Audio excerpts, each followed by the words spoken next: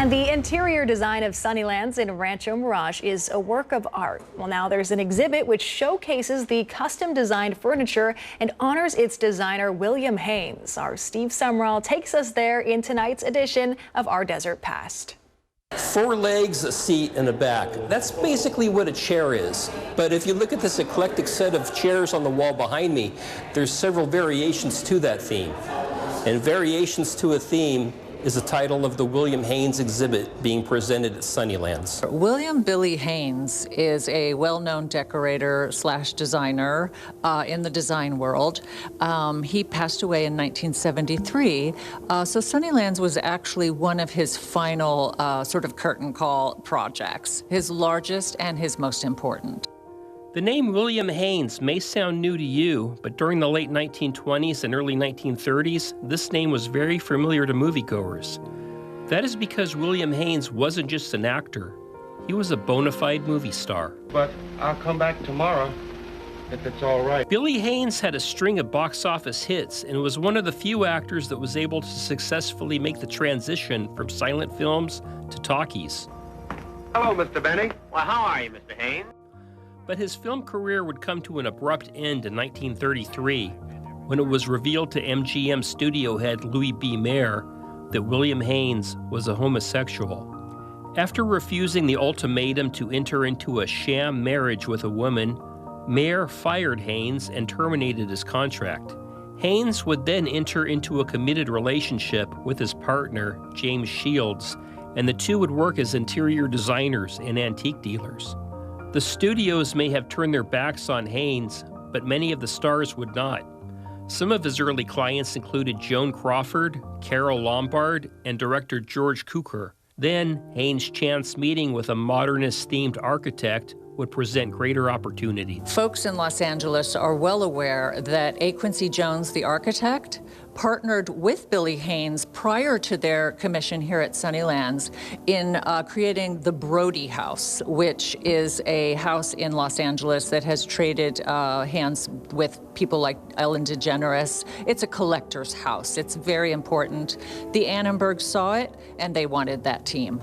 Choosing an interior designer was not a task that Leonore and Walter Annenberg took lightly. After all, many celebrities and public officials would visit their winter home, and the Annenbergs would occasionally entertain American presidents and foreign dignitaries.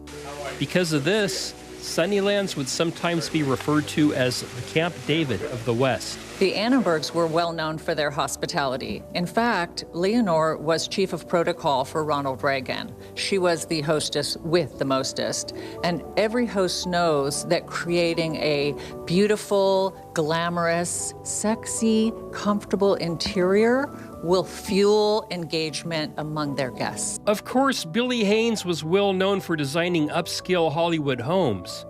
Just how well would his artistic vision translate to a desert setting? What Billy Haines did here at Sunnylands was a slight riff on his normal playbook. Because this was a desert home, he adapted his over-the-top Hollywood Regency style for the Annenbergs at Sunnylands. It's slightly more subdued than his normal sort of gilded, encrusted, quite formal furnishings that he provided his clients. And in the desert, it still has a lot of glamour, but it's more low-key. Haines would install over 400 custom pieces for the Annenbergs. Many of these pieces are on full display at Sunnylands, from conceptual drawings to the finished project. And many pieces, as Sunnylands Director of Heritage Ann Rowe explains, are a product of their time. You might notice that some of the furnishings for seating are close to the ground. This was intentional. At the time, gowns were something that would have been worn at a party at Sunnylands, and the seating sort of lends itself to splaying out gowns. So it was the seating was designed to flatter the people that were sitting. Walter Annenberg's desk is another breathtaking design. If you look closely at it, the architecture of it is quite amazing. We have a raised deck. We have it on runner legs, which were one of Billy's signatures.